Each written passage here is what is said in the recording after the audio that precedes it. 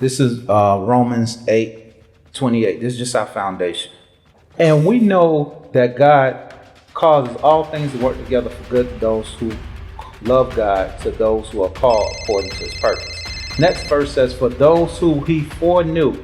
You see that? He also predestined to become conformed to the image of his son.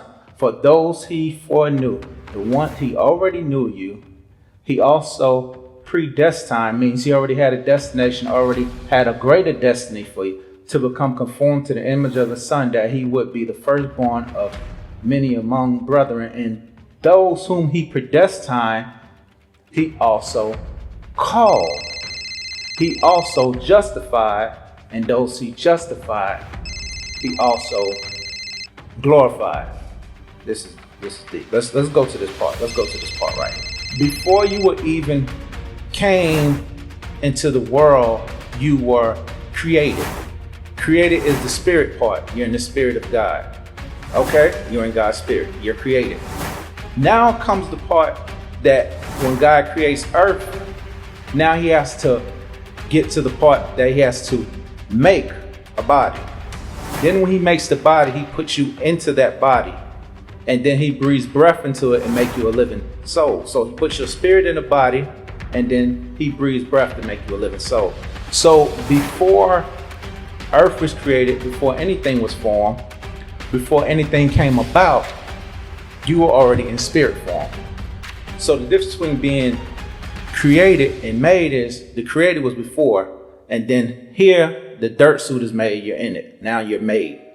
So before you were ever in the body, God already knew what you were going to be, knew what he had for you to do.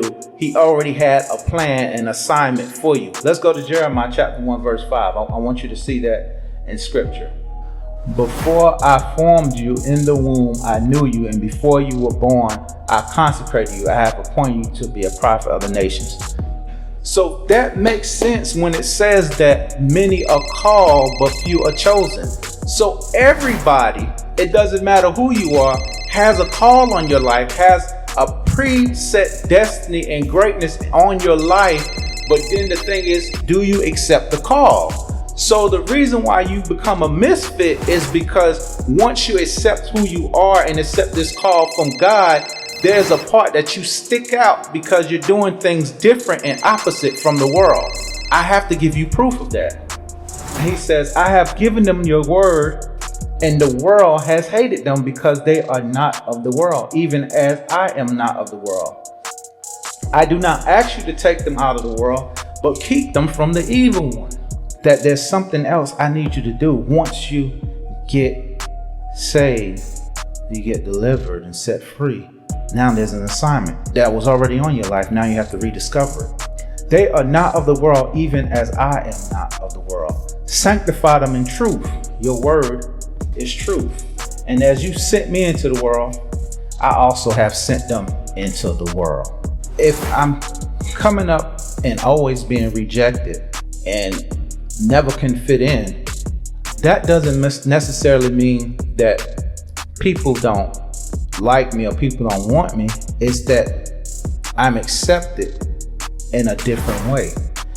I'm accepted according to my gifts and talents. I'm accepted according to what God has pre-orchestrated for me. So then that tells me that there's going to be a set of people that's going to accept me. There's going to be a set of people that understand me. And these set of people that accept me and these set of people that understand me are going to be the set of people that helps me push me into my destiny.